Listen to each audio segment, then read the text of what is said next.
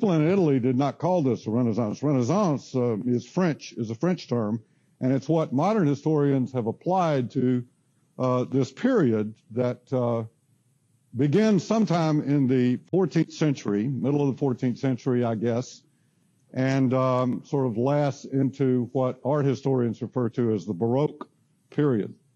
Now, it's a profound transformation, and it affects cities as we might expect when we have a complete sort of political, social, and economic reorganization of the world. You can expect that it's going to have an effect upon cities, and that is certainly the case in the Renaissance. But the question today, and again, something that I want not to hold you entirely responsible for, but rather to sort of try to paint for you a picture of the world as it emerges out of the medieval world and transforms itself into something that begins to resemble the modern world. I want to begin by talking, in fact, about a book that I read about a year ago, I highly recommend, called The Swerve. It's written by a man named Greenblatt. I believe his name is Harvey or Henry Greenblatt, who's a professor of English at Harvard. And I'm not sure how he got interested in this, but it's been well known for a long time. In fact, I've mentioned it in previous lectures, that what we have today, for example, as Vitruvius, is actually stitched together. It's stitched together from texts that had resided in the Arabic world, Islamic world, things that resided in monasteries, in some cases off the coast of Ireland, where they were pretty far removed from Rome and the seat of the Western Church, and therefore they preserved a lot of things like Frontinus, the water commissioner, so that, you know, that everybody else were thrown out. And what happened then over this 1,000-year period between the classical world and which I guess is supposed to mean the rebirth of classicism, it is not. It rather is the birth of the modern world that actually is based upon this passion for trying to uncover this fragmentary past that was under their feet. It was all around them. It was still embedded in the walls of their buildings and was sitting in dusty shelves in some monastery somewhere in Switzerland or somewhere in Turkey or somewhere in Egypt, right? So what survived is just sort of random. I mean, that's the only way to describe it. But I think the passion with which, beginning in the late 14th century, the passion with which these people in Italy began to attempt to recover the past, to learn more about this classical world, what Alberti calls this vast shipwreck, is perhaps best understood through the story of this one man who had been a papal secretary, who he rose to that position because he had very good handwriting. And in days before the printing press, being able to copy something legibly and neatly was a prized thing. And so he became the secretary to a pope who became known as the anti-pope. He was actually put on trial for all sorts of misdeeds. And ultimately, they had, for a period, 2 popes. But anyway, the secretary found himself out of a job. And so to employ himself, there was a demand for copies of ancient texts, and he became a book hunter, hunting these manuscripts. Now, what he found is interesting because there was no known copy of it anywhere. He found the only copy that has ever been found of a long poem written by a Roman author named Lucretius. Lucretius was a follower of the Greek philosopher Epicurus, and today when we use this term Epicurean, typically it means that you like to eat a lot, drink a lot, sort of live a fat and happy life. But Epicurus actually had put out there Now, how he came up with this baffles me, that no matter can be created or destroyed. That what always was, always is, and always will be, except in a different form. You, the chair, the room, the street, the car, is all comprised of these tiny invisible things called atoms. Now, he didn't call them that, but Lucretius was a follower of Epicurus, and he wrote this long poem in which he posited, in fact, after he had made all the obligatory dedications to all the gods and so forth, that in fact, these atoms actually simply rearrange themselves into different forms, so that at certain periods of time they were trees, at certain periods of times they were sheep, at certain periods of time it was a piece of chalk, right? In certain conditions it comes together as a human being. This is an astonishing thing, and obviously it is something that the church, the implication of that was something that the Roman church was not too happy about, right? So here we have this why, because it sort of suggests that in fact maybe there was not this creator God in the same way that the church had posited that, right? At least it has that implication. Well, so here we have this unemployed papal secretary who is rummaging around all over the place, and he stumbles upon this one copy of what it translates into English is On the Nature of Things, this poem by Lucretius. And there's a copy made of it. And all I can tell you is that on the day he died, Thomas Jefferson had 5 copies of this poem in his personal library, this long poem, right? It influenced everything that came after it. The notion of scientific experimentation, of sort of objective analysis, of empirical evidence, all of these things really come from the interpretations of this ancient poem by Lucretius. Now, the reason I'm telling this story is because the only way that the unemployed papal secretary could have made a living doing this is if there had been a substantial market for such texts, right? And the question is, who's buying them? Well, clearly the church isn't going to buy something which undermines. In fact, a man named Giordano Bruno, who was a follower of Epicurus and a monk, was burned at the stake, and his statue stands in the Campo dei Fiori in Rome today because he was convicted of heresy, right? So this was not something, but where would the market have come from? Anybody? Merchant princes. Well, who are these merchant princes? Well, as trade began to develop, you began to get the rise of these trade associations, which ultimately became very powerful and were able, in fact, to enter into contracts independent from a feudal lord or independent from the church. We talked about the Masons as being those who had a particular kind of skill that was valuable to the church, for example. And so ultimately, the Guild of the Masons was able to kind of wrest control of their own skill away from these traditional forms of authority. And so over time, in the 12th, 13th, and 14th centuries, you began to get the rise of these trade associations, or the rise of the power of these trade associations. In fact, the Medici, who formed a huge bank, which we'll get into in a moment, in Florence, the Medici family actually rose to power through the control of the wool trade. They were actually the Wool Merchants Guild in the 1400s. And then they formed a bank. Well, now, what is the significance of the bank? Well, as I mentioned earlier, sometimes World War II was a horrible thing, but it gave us penicillin, for example, which came from cheese mold, of all things, right? Sometimes war has a way of actually having beneficial outcomes that are not immediately apparent.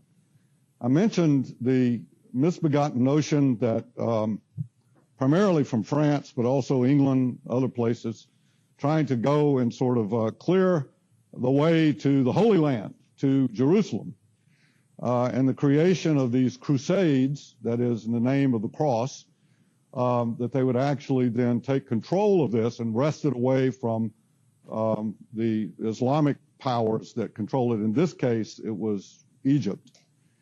And so that these Christians could make pilgrimages to Jerusalem, right? Which they couldn't do for a long period of time. And so a group of people, actually there were two brothers in France, 9 of them originally, 8 of whom are known, formed something called the Knights of the Temple. And they were sort of warrior monks, swore vows of poverty, chastity, so on and so forth. And then they provided a kind of escort during this period, these periods, where they would escort people back and forth, sort of like a bodyguard, so that if a pope needed to go meet with the archbishop in Constantinople, they would provide safe passage. Sooner or later, they became so trusted that, and you had to send ships, and you had to send money, and you had to do all these things to fund all of this.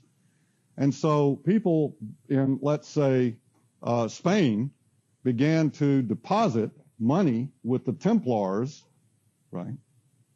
Which then the Templars would make good on once at the other end of the journey. Now this is taken from old Roman trade systems, right? That you actually would loan someone the money to produce the crop, and they would pay you back with interest, and then you would actually then sell that to a merchant who would then perhaps borrow the money, and so on and so forth. But you wouldn't carry the money with you. It was too dangerous, right? You don't get on an airplane with $100,000 in cash in your pocket, right, or in your suitcase, right? You have something like what? American Express traveler's checks or a credit card, just another form of that, where in fact you have deposited money in a bank in Atlanta, but if you are in Shanghai, you can use an ATM and withdraw that money, right?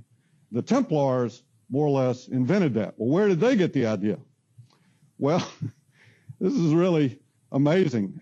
True story. I was in Salisbury and with my wife on vacation 3 years ago. And in Salisbury Cathedral, they actually, in the complex there, they had the old chapter house, they had an exhibition on the Magna Carta. And it was written in this beautiful script about 6-point font, Latin, so I couldn't read it. Even if I could read Latin, I can read a little bit. I couldn't read it because of my eyes. So they had this English translation, and I got a copy of the English translation, and I'm reading it. And in the original Magna Carta, there were 2 whole paragraphs that stipulated that none of these kinds of laws applied to the Jews. And I said, wait a minute. I mean, my understanding of history is Jews were persecuted throughout the Middle Ages. So why are the Jews exempt from this? Aha. So I looked it up. Well, it turns out that at this point in time, in 1215, Christians could not loan money and charge interest to other Christians, right? Muslims could not loan money and charge interest to other Muslims. So who could they depend upon to loan the money? The Jews. So the Jews actually were exempt from a number of these rules and laws because of that. Where did the Templars get this idea? They kind of took it over from them. All right. Who took it over from the Templars? The Templars ultimately are dissolved after about 200 years. There's still conspiracy, nuts out there who believe that, the pyramids were built by people from outer space and stuff like that. Still believe the Templars are around, but the Templars were eventually dissolved because who said, oh, this is a pretty good idea, this sort of banking system, these trade guilds. And so if the trade guilds could establish banks, what they could do is then fund the people who were associated with their guild, and you could increase on both ends, both on the production side and on the market side, you could actually increase your production, increase your buying capacity, increase your revenue. And so banking really develops out of this system. And the people who are actually buying these ancient texts are those people who are the heads of these banks and the heads of these trade associations, right? Who are no longer, because of their amassing of enormous wealth, under the direct control of traditional forms of authority, such as the church. Now, that is, or the king, that is a very, very sketchy, and I'm sure there are probably people who know more about this, maybe even in this room or in this building, who, if they heard me state it this way, would say that's entirely wrong. But that's my best understanding of it. And I wanted to try to paint this picture for you because I think we can't just sort of say all of a sudden out of nowhere comes these ideas of straight streets and monuments and all these sort of ideas from the classical world that suddenly reappear because suddenly people woke up one morning and said, hey, let's remake Rome. No, that doesn't happen like that. It really happened over a fairly long period of time. Now, it's important to understand that what we really know about the medieval city really dates only from about 1000 to 1300, the Common Era. I've said that earlier, but it's important to understand that. And this Dark Age, this period between about the 6th and 6th century, about 400 years, 400 or 500 years, there's very little evidence of anything of this world blown and atomized into a million fragments. And really what this period from 1300 on, as these trade associations grow in wealth, and you begin to get, with the Templars, you begin to get something that's actually it's international, right? It's international. And in fact, they have dispensation from the Pope. This is before the Reformation, when the Roman Church in the West is still a solid body, so to speak. And so the Pope gives them special dispensation where they don't even have to pay taxes. They were just simply too useful for everybody. Now, footnote to that. There is in Sicily, beginning in the early part of the 12th century, this very strange kingdom that appears. Now, think about geography for a moment and think about where Sicily is. It's in the middle of the Mediterranean, right? This is what Rome and Carthage were fighting over. Right in the middle of the Mediterranean, an island. And it's conquered by the Normans. In fact, the first cousin of William the Conqueror, who had conquered England. In fact, the Normans were Vikings, Northmen, who had settled in the northern coast of France, and then who, by about 1100, began to spread out and conquer territory. They conquered Sicily, and they established, it lasted for 200 years, this very strange hybrid kingdom in Sicily. And Sicily was like the Swiss during World War II, officially neutral, and everybody needed them as go-betweens. Where did you deposit all of the money that you had looted if you were a Nazi, that you had looted all? Swiss banks, right? So the Swiss were neutral because you needed go-betweens. And Sicily became, in this period of these crusades, of these wars, became the sort of Switzerland of this period. And it is through Sicily that a lot of this sort of hybridization, this kind of fusion, the official language of the court is what? Arabic. Who were the people who conquered? Northmen, Normans. Very strange. Even their architecture is strange because you'll have sort of Islamic elements that are mixed in with sort of Frankish elements that are mixed in with other things. Very, very strange. But it was through Sicily that you begin to get things like Arabic enumeration, which is actually from India, 1, 2, 3, 4, 5, as opposed to Roman numeral 1, 2, 3, 4, so forth. Higher mathematics, algebra, trigonometry, which is entirely created in the Muslim world. I think the most useful math for architects out there. And it is through Sicily coming into the port of Pisa that we begin to get a lot of the flow of this material. Okay. So we have then this turmoil, and whereas in the Middle Ages the economy had been entirely dependent upon the control of and the ownership of land, what you could grow on it, what you could dig out of it, what you could defend, and thus we see these fortified things. In the period of 1300 to 1400, with the emergence of these guilds and banking, we began to get an urban economy that can begin to divorce itself away from the control and ownership of land. The Templars didn't own any land, right? Yet they became fabulously wealthy because they were loaning people money on both sides of the conflict, loaning people money and then being repaid with interest, all right? And people were depositing substantial sums of money, substantial amounts of wealth in the banks that the Templars created so that they could withdraw it when they arrived at wherever they were going at the other end, whether they were fighting a war, whether it was their soldiers, or whether they were wool merchants who were actually needed the money to buy the wool when they got to wherever it was the sheep were living, etc. So this, I hope, paints a little bit of a picture of this world. So the Medici, for example, rise to power in Florence through the acquisition of the war debt that England had defaulted on. England went bankrupt, the King of England went bankrupt, and for a period of time, he actually owed an oath of fealty to Cosimo de' Medici, right? And they bought that debt at something like today, what would be, say, 60 cents on the dollar, and in the end, made a tremendous amount of money on it, and that built up this bank. So Italy in particular, going back to the books and this desire by these merchant princes to acquire this knowledge.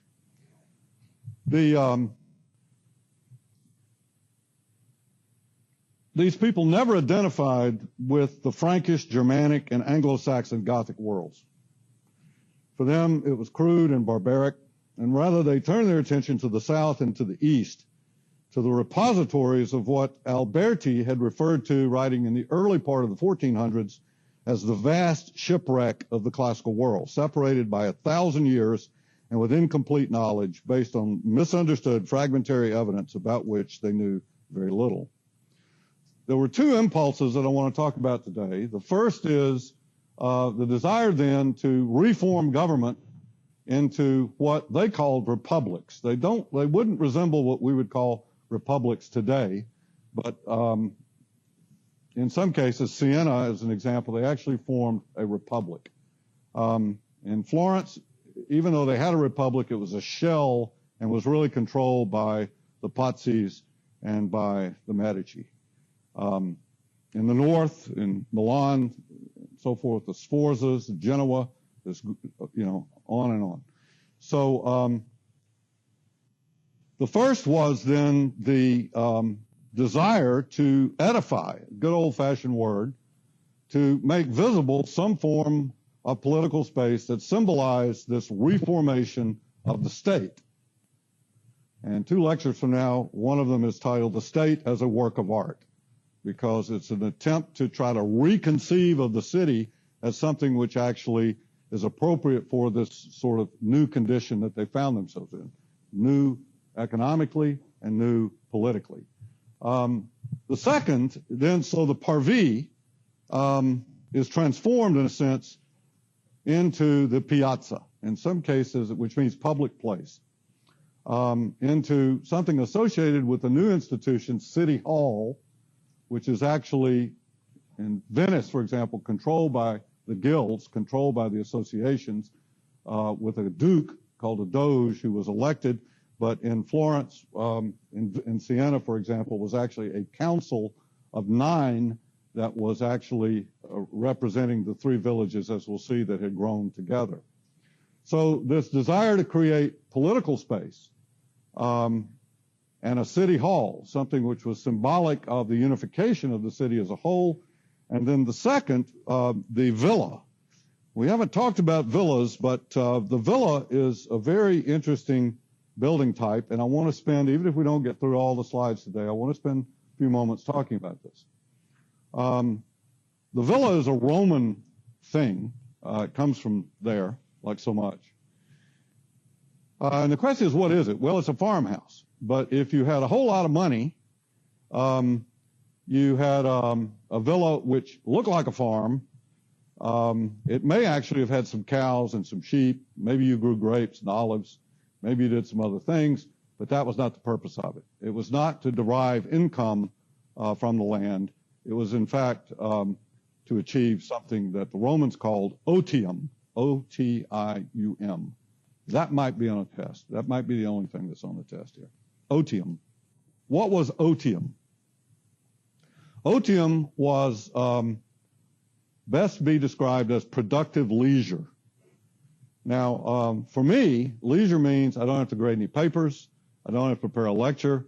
I can lie on the couch and watch a football game, even though my wife thinks that my time would be much better served and humanity would benefit from me going out and pruning the hedge. Fortunately, Saturday it was raining, and so I didn't have to do that. To me, it's just kind of lying around, right? Not having to do anything. But for, in the Roman mind, otium was something a little different. It was actually productive leisure. Productive leisure means that I'm not just lying around on the couch, but that I'm actively engaged in something that is unrelated to my work, but is perhaps in the end more profound. Writing poetry, reading, teaching myself another language, taking a course on Coursera, doing something which is somehow trying to improve myself. It might even include climbing a mountain or something which makes me physically fit as well as satisfies the soul, so to speak, right? The opposite of otium in Latin is negotium, negative odium, negotium, which is where our word negotiate comes from. It was their word for business, okay? So the villa becomes important because it is the product of an urban economy, and it has no actual program. Now, what do I mean by that? I mean that if you are building a hospital, then you have to build a hospital, right? It has to perform certain duties as a hospital. If you're building a school, it has to have classrooms, has to have cafeteria, has to have a playground, has to have a principal's office, has to all have all these things. Well, what would a villa have to have?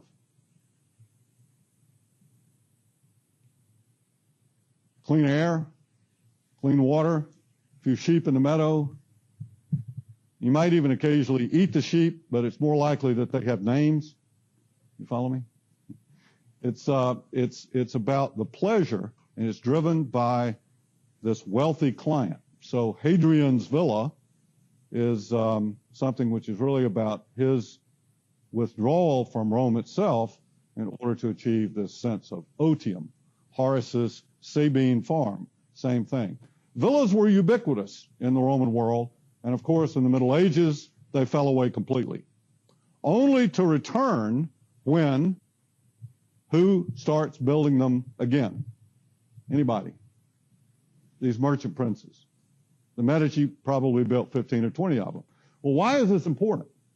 Well, it's important architecturally because it means you can experiment with it, because a villa by definition is aggressively modern. In fact, that's the term that the Renaissance scholars used for themselves. Modern, right? It meant that you could experiment with all sorts of things that were not possible to sort of go in here somewhere in Midtown and build, because I'm now outside the city, I have a wealthy client, we can experiment with these things. I like to think of them as race cars, right? Race cars. NASCAR is a pretty crazy thing, I think. You know, you have a car, an automobile that costs $1.5 million, and somebody gets in it, drives it around in a circle for 500 miles, and a few people crash along the way. There goes your $1 million. And why would you do that? Why would Ford or anybody else be interested in racing cars? Well, think about the things that came out of racing automobiles, right? Radial tires, rear view mirrors, seat belts, monocoque construction, roll bars. Cars became more efficient, fuel injection, disc brakes, more efficient, They became safer, and all of this by the fact that you had tested them by running them around on this track. And a villa is sort of like that. In and of itself, it's insignificant.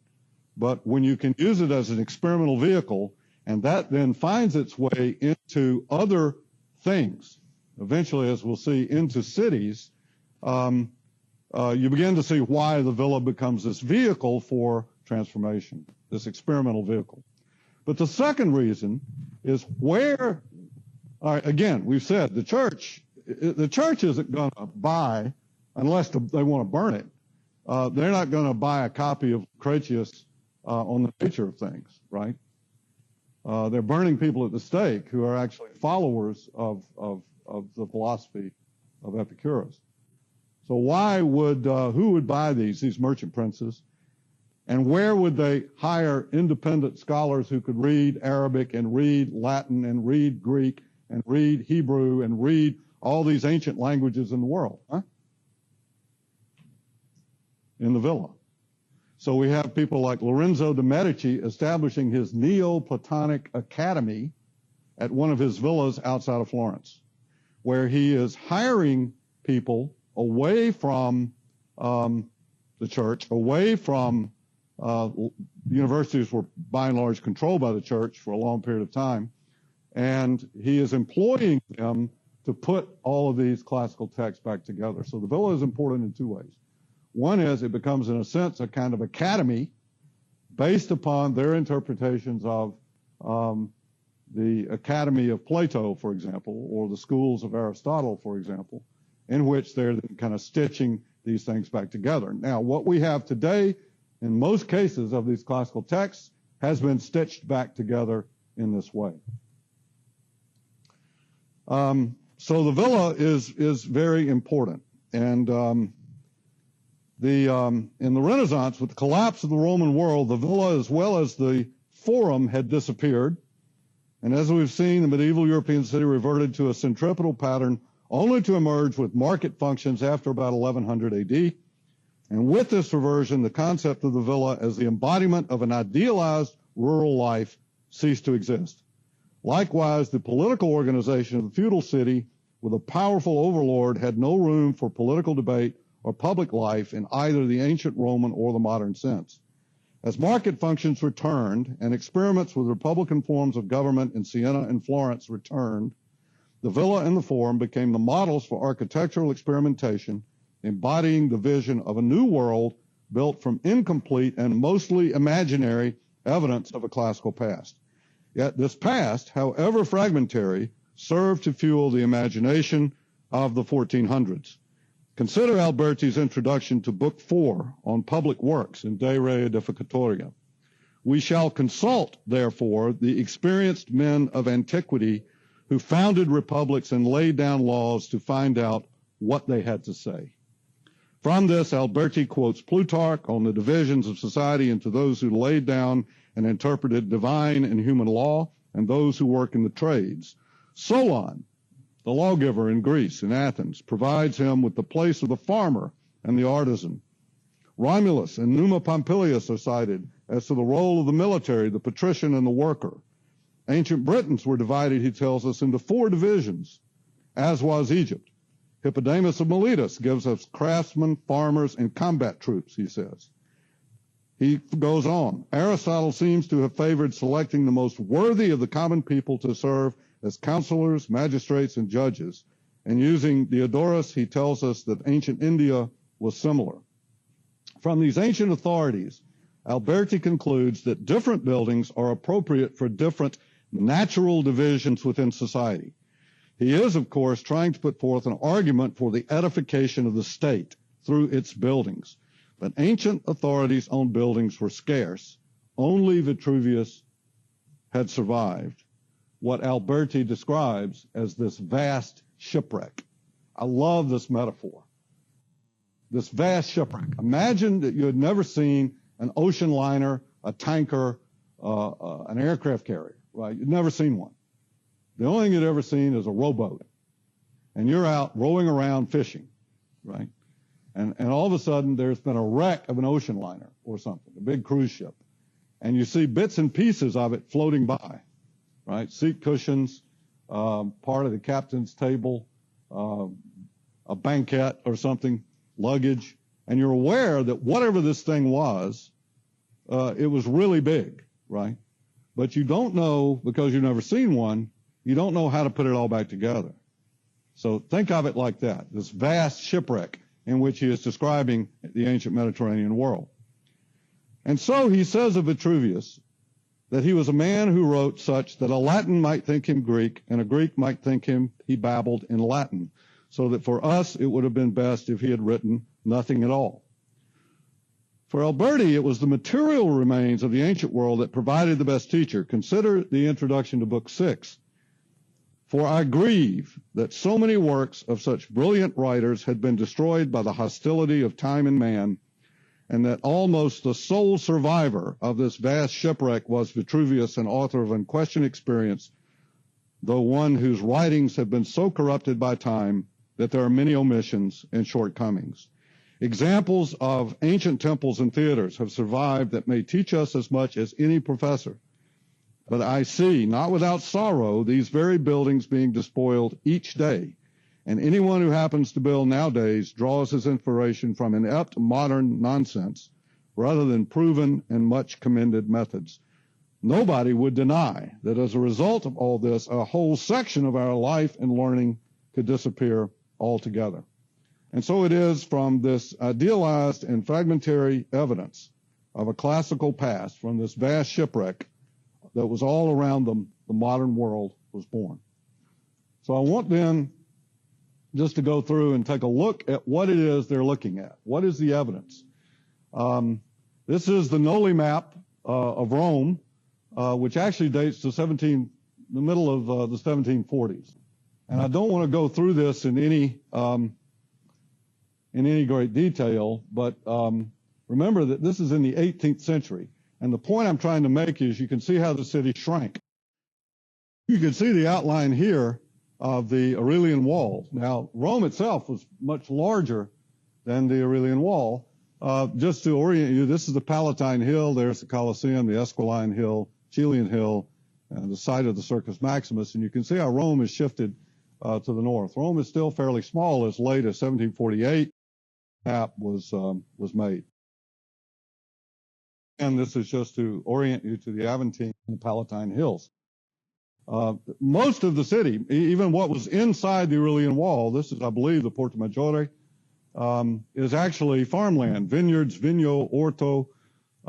It isn't actually, there we see the Baths of Diocletian, which have been converted into a monastery and a church. And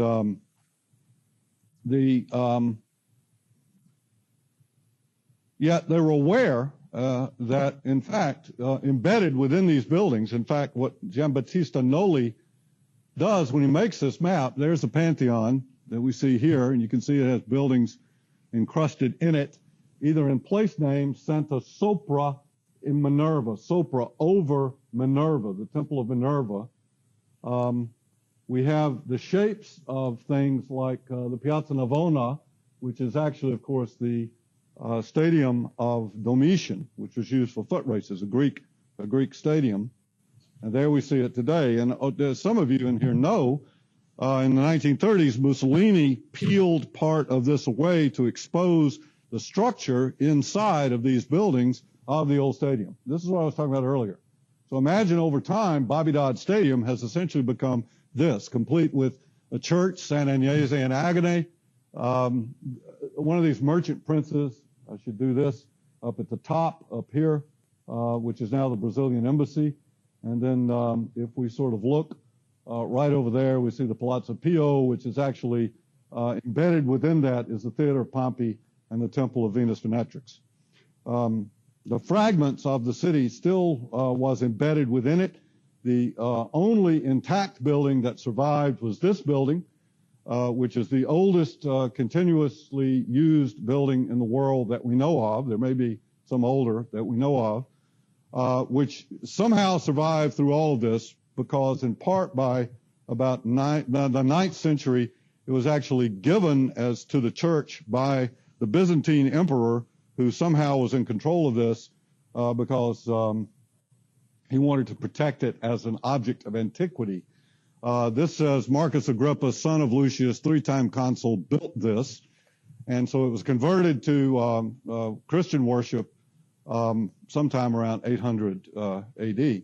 There are actually notches in the columns where they hung partitions in the Middle Ages. They converted it into a fish market. So these fragments of things still remained. In fact, the doors to Pantheon are in fact original. And when they were cleaning it, this is the Renaissance interpretation of it. That's the original that we see right there that was uncovered. I like this slide a lot because it shows, in fact, the Portico of Octavia built by Augustus Caesar. You can see the pediment of that up at the top up here, and then the column sticking up. And you can see how parts of this old Roman brick interior body of the building actually was converted into residential use. Really astonishing. Very little medieval material remains, but if you know what to look for, you can find it. Again, down in the Jewish section of the city, during the Middle Ages, there's the Portico of Octavia. Part of it was converted into worship, into congregational worship as a Christian church. And then we're up here about halfway up the level of the columns. A fish market developed here as well. And then you can see if you dug down in the sidewalk, because we have these columns that are sticking up out of the actual street.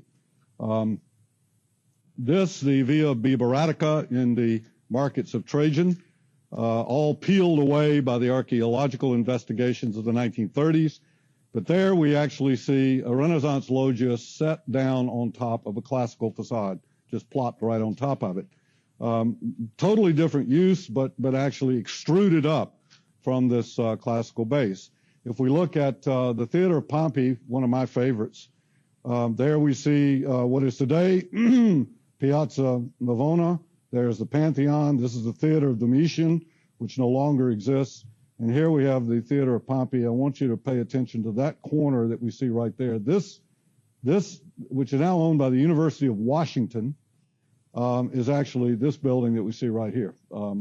It's still embedded within it. Some of you in the room are familiar with that. That's where you stay if you're interested in that Rome program I talked about, Rome and Greece. But this corner that you see right above the guy with the yellow bag, if you look, is this corner that you see right here, okay? That's where you are. So they were aware that encrusted in this, when you made repairs to a building, when you went down in the basement, when you would hit your head on some piece of something. And they began to try to recover this in the same way that they began to try to recover these texts. Although they were not funded by the merchant princes. The merchant princes wanted the texts. What the artists wanted was to find out how to make it. So they're actually digging stuff up. We know that Brunelleschi and Donatello, good friends, actually went to Rome to dig. They were known as the treasure hunters. There we actually see the Theater of Pompey on the left. We see it as it fragmented up in the middle, and there we see an aerial photograph of the same thing today, and you can see it still embedded within the street pattern. And this is Lanciani's map from 1897, showing the same thing, photographs I took.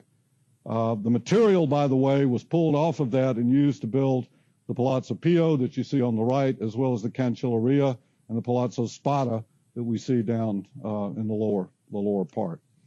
Now, imagine that you are a sculptor and you're living in 1380, and you go down to Rome, you start digging around, and you find this, right? And you say, you know, we can't make that. This is better than anything we can do, right? So it plants in your mind that this vast shipwreck was some sort of like a race of superior beings or something, right? That it was, in fact, they were much, much better.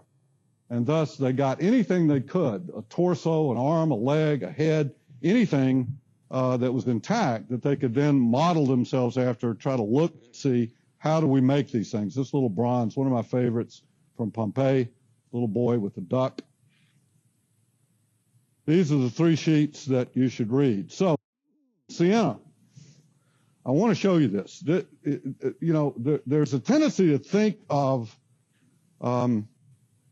somehow the so-called age of humanism arose and the church went into decline. That is not necessarily true. These things are operating side by side, although it questions the traditional forms of authority.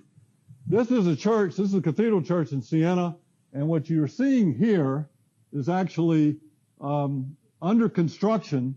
There you see the column bases, under construction of what would have been the largest Christian building in the world, larger than St. Peter's. And it was under construction in 1348 when the bubonic plague hit Siena and construction came to a halt. And from that point on, Siena fell under the rule of the Florentines. Now, at the same time that they are building this church, they are building this, the Piazza del Campo, the Piazza of the Fields, and a city hall that we see here with a single tower, which is divided up into 9 divisions like slices of a pie, each one symbolically representing one of the contrada, in which each contrada had a representative on this town council in this experimental form of government.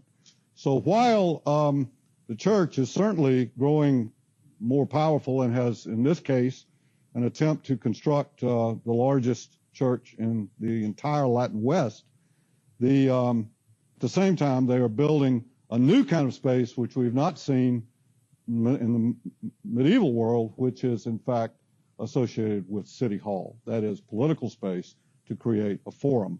How it is formed as a kind of experiment in Republican forms of government. And when it is this sort of experiment in Republican forms of government comes about, then there is a desire, of course, to, again, this old-fashioned term, to edify, to build something which symbolizes that unity. What was that unity? There were 3 fortified hill towns in the area, it's the Chianti region of Tuscany, in an area that is quite fertile, very beautiful, in fact. And these 3 hill towns over time began to develop. They were built on ridges. We see that here in the upper left, these 3 towns, and we see a kind of ridge here and a saddle, which is actually right here.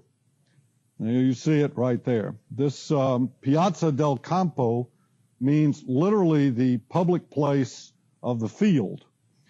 And what had happened here, beginning in the 12th century, is that a kind of impromptu market had begun to develop, which was shared between these 3 towns. And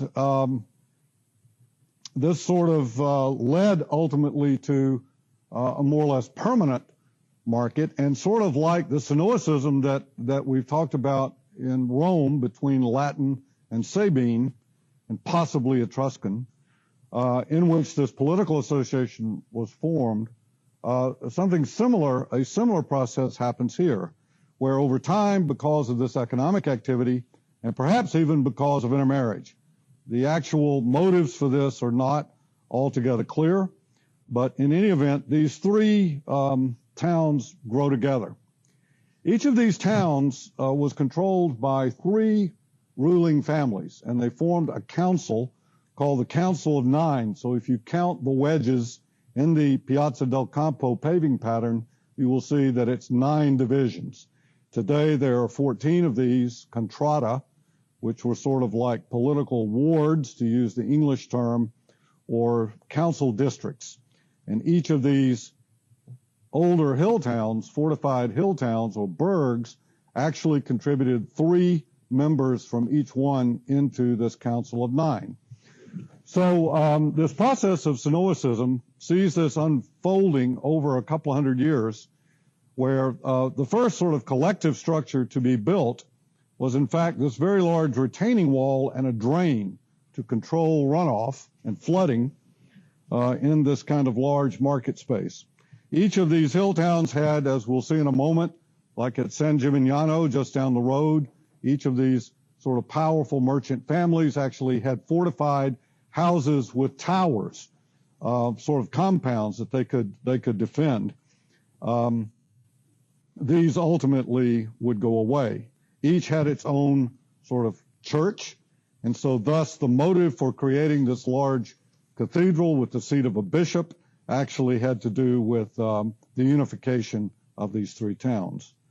So we see then that eventually they construct a permanent building on the top of that retaining wall facing out, which will become, in fact, the city hall of the city, the town hall. And there we see it in red on the left. It's added to over time, and eventually the market is moved following the advice of Aristotle, who said that all of those market functions should leave the agora and go down to Piraeus where they really belong. That the agora in the Greek city should only be associated with political activities and sort of public life in that sense rather than economic activity. So they move the market. The market actually goes to the lower side of the retaining wall, and eventually there's a prescription, a sort of early kind of zoning ordinance actually, that says that everybody should regulate the heights of the cornices, and everyone should tear their individual towers down, because we now will be symbolically representing the unification of these three towns in a single tower called the Torre Amangia. So there you see the cathedral. Again, it's the largest, it would have been the largest. The existing building, quite beautiful, that we see here, that's the view of this front that we see here, was intended to be used as a transept, and the nave was actually under construction here. There we see the nave of the basilica form. As a sidelight, I think it's interesting to see the Gothic elements that are merged here in the early part of the 14th, latter part of the 13th, early part of the 14th century with neoclassical elements. So if we look at this, we have clearly a Roman arch up here, but we have squinch arches, Gothic arches that we see here. These sort of quatrefoils that we see, which are typical of Gothic building. However, as I mentioned, the plague hit in 1348, wiping out 2/3 of the population. Had Siena, and from that point on, Siena came under the control of Florence, another city-state 60, 70 miles down the road, which occasionally fought against Siena. But ultimately, Florence won out, and the entire history of art in the Western world went in another direction. This would indicate to me that the presence of these two sort of forms here, which are by and large incompatible, actually indicates that they were attempting to create a kind of merger between these influences of the Lombardy sort of Gothic North and the Roman world that was all around them. Now, the Sienese today claim descendancy from Rome, but there's absolutely no evidence that there was any Roman settlement here at all. It was actually not a Roman town. So there we actually see this tower, which was cut down, or actually erected at the same time that these others, we see remnants of them here, and here were actually lowered. This public loggia, a sort of building, a sort of porch, was added to the front of this for the purpose of celebrations and weddings. And you'll notice here the emphasis on this clock, which is eventually added because of the need, an obsession really, that the Renaissance had with mechanical time. You cannot imagine how important it is that we actually have mechanical time. Otherwise, you might show up and there'd be another class in here. You would go to the airport. The plane would take off whenever. You call someone in China or in India or in England, and they're not there because you don't have standardized time. It doesn't really matter what it is. What matters is that everybody agrees to it, and that is actually representative here of this very expensive device, which was a clock. Now, today, I find it appalling that this is an editorial, shopping malls and other kinds of things out on Roswell Road here might have clocks on them, because the last time I checked, my cell phone has a clock, my wristwatch has a clock, everything has a clock. Time is now portable, and those clocks never work anyway. They're always telling the wrong time. So I think that's an example of some sort of trying to recreate something which, in the context of the present world, which actually doesn't make any sense. This is what it looks like today. It's really quite beautiful, and it's fortunate for us in a way. Their misfortune of losing 2/3 of their population is actually our fortune, because it's a city that is by and large frozen at this moment in time, in the middle of the 14th century, right on the dawn of the Renaissance. Now, if we were to go into the building, the public building of City Hall, we would find a very famous painting in there, which is known as the Allegory of Good Government and Bad Government, painted by Ambrogio Lorenzetti in the years 1337 to 1340, just 8 years before the plague years.